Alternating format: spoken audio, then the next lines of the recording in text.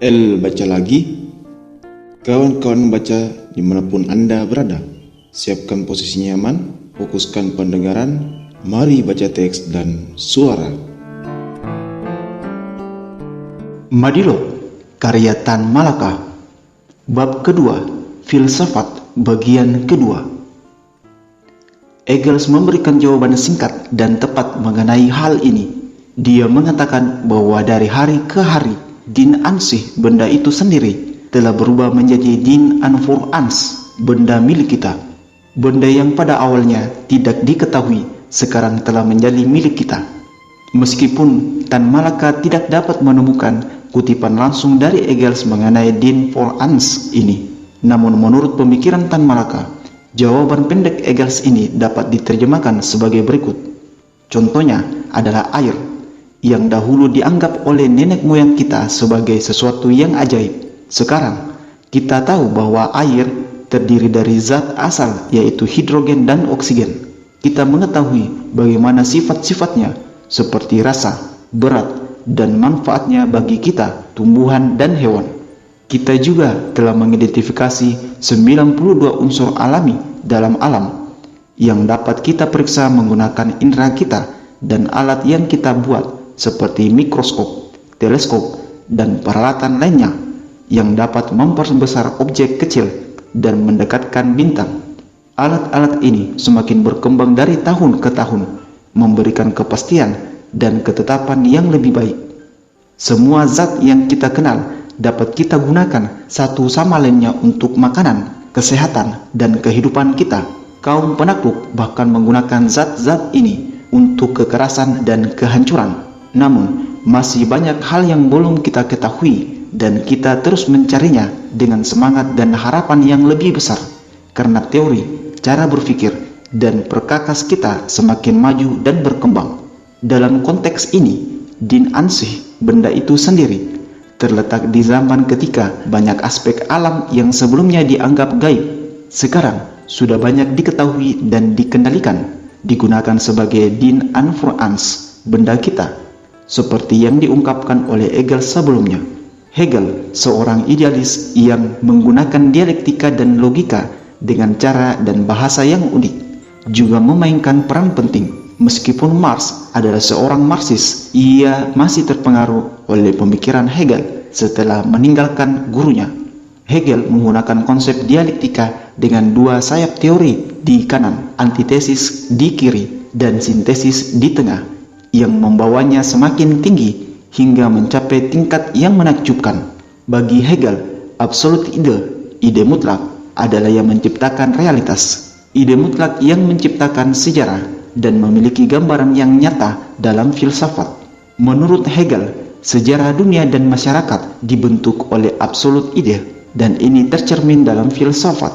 Hegel berpendapat bahwa sejarah adalah sejarah dunia dan masyarakat yang dihasilkan oleh absolut ide, dan hal ini tercermin dalam filsafat. Hegel juga menyebutkan bahwa negara dan waktu adalah penjelmaan dari ide mutlak itu. Ide mutlak identik dengan metafisika, yakni ide itu sendiri yang tidak terbentuk, yang eksis tunggal tanpa terkait oleh sebab akibat, kelahiran mati, dan ketergantungan pada waktu dan tempat. Ide ini bersifat unik, kuat, dan sempurna. Ide mutlak tercermin dengan jelas dan pasti dalam filsafat. Akhirnya, ide mutlak sama dengan metafisika, yaitu hal-hal yang gaib di luar cakupan ilmu alam, bersifat rohani seperti yang disebutkan sebagai Amon dalam sejarah Mesir kuno, yakni Dewara. Roh merupakan fokus pencarian para mistikus, pengikut tarekat Hindu, yang mengalihkan perhatian dari hal-hal duniawi. Mereka mengucapkan mantra seperti Om, Om, Om, dengan tujuan melepaskan diri dari segala yang bersifat lahiriah, pemikiran tentang wanita, tentang tubuh mereka sendiri, dan bahkan melepaskan diri dari kebutuhan makanan. Mereka mencapai keadaan di mana jiwa mereka bersatu dengan aspek rohani yang mengisi alam ini, seperti yang dialami oleh Gautama Buddha. Feuerbach, seorang materialis terkenal yang dianggap sebagai jembatan antara Hegel dan Marx, juga menggunakan dialektika. Pemikirannya memberikan banyak pembelajaran bagi Marx dan Engels. Namun setelah Feuerbach terisolasi dan terasing dari pergaulan sosial, pemikiran-pemikirannya juga tertinggal dibandingkan dengan Hegel. Hegel dianggap oleh kaum materialis sebagai akhir dari filsafat yang bersifat negatif, yaitu mencapai titik buntu dan penghapusan. Sementara itu, Feuerbach dianggap sebagai awal yang positif, membuka jalan baru menuju dialektika materialis. Kaum Marxis mengakui nilai penting dari senjata dialektika, tetapi mereka menolak idealisme Hegel. Marx setelah mengagumi dan dipengaruhi oleh Hegel dalam beberapa waktu sebagai seorang pelajar, dia bahkan menghafal pasal-pasal penting dalam Hegelisme. Akhirnya, mengubah landasan dalam Hegelianisme itu sendiri. Hegelianisme yang sebenarnya dianggap memiliki kepala di kaki dan kaki di kepala diubah menjadi urutan yang seharusnya. Bukankah pemikiran yang menentukan interaksi sosial, tetapi interaksi sosial yang menentukan pikiran? Marx menyatakan bahwa negara adalah hasil dan cerminan dari perjuangan kelas. Perjuangan kelas merupakan kekuatan pendorong yang melatar belakangi pergerakan sejarah masyarakat dan mengubah bentuk negara, bukanlah absolut ide seperti yang dikatakan oleh Hegel. Zaman perbudakan berubah menjadi zaman feodal, kemudian menjadi zaman kerajaan. Zaman feodal setelah revolusi Prancis pada tahun 1789 dianggap sebagai zaman kuno dalam pandangan kita saat ini. Dialektika yang merupakan pertentangan yang berlaku pada zaman perbudakan adalah pertentangan antara budak dan tuannya. Pada zaman feodal terjadi pertentangan antara bangsawan dan petani, serta pertentangan antara pemimpin gilda dan anggota gilda. Pada zaman kapitalisme sekarang, terdapat pertentangan antara buruh dan pemilik modal. Pertentangan kelas yang berakar pada pertentangan ekonomi tersebut merupakan kodrat yang mendorong perubahan masyarakat dari satu bentuk ke bentuk lainnya, dari satu tingkat ke tingkat lainnya, dari masyarakat yang didasarkan pada perbudakan menjadi masyarakat yang didasarkan pada kerajaan, dan akhirnya menjadi masyarakat yang didasarkan pada kapitalisme. Oleh karena itu, pertentangan tersebut bukanlah sekedar pertentangan ide, seperti yang dipahami oleh Hegel akan diteruskan nanti, tetapi pertentangan yang nyata, pertentangan antara dua kelas besar yang terus berjuang. Pertentangan antar kelas, yakni antar kelompok manusia yang berbeda, didasarkan pada pertentangan ekonomi yang semakin tajam akibat kemajuan teknologi. Teknologi adalah alat yang digunakan dalam interaksi sosial, alat yang saat ini dimiliki oleh mereka yang berkuasa dan memiliki harta, dan menjadi sarana dalam perjuangan antar kelas. Semua alat dan kelompok manusia yang berperan dalam sejarah manusia adalah hal-hal yang nyata. Peran sejarah tersebut tidak ditentukan dan dikendalikan oleh absolut ide, seperti yang juga berlaku dalam sejarah tumbuhan, hewan, manusia, bumi, dan makhluk hidup lainnya. Tidak ada dewara, rohani, ahimsa, dan sebagainya yang mengatur dan mengendalikan pergerakan sejarah. Seperti halnya bumi dan bintang bergerak dan mengikuti hukum gravitasi Newton, serta tumbuhan, hewan, dan manusia mengalami sejarah sesuai dengan hukum evolusi Darwin.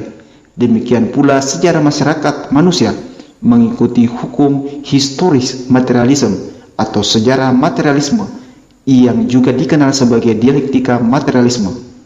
Dalam munculnya Marxis, Hegelisme terbagi menjadi dua aliran, dialektika idealis dan dialektika materialis.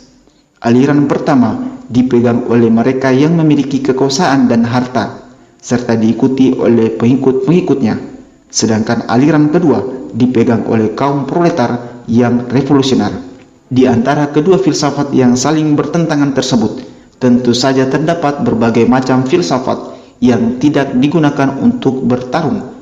Hegelisme yang pada dasarnya bersifat revolusioner terhadap kaum ningrat di Jerman, namun kontra-revolusioner terhadap kaum proletar, tentu saja memiliki tempat berlindung bagi kaum reaksioner, seperti yang diungkapkan oleh Marx. Dalam bentuknya yang reaksioner, Hegelisme menjadi adat, karena bentuk ini mencerminkan keadaan yang ada.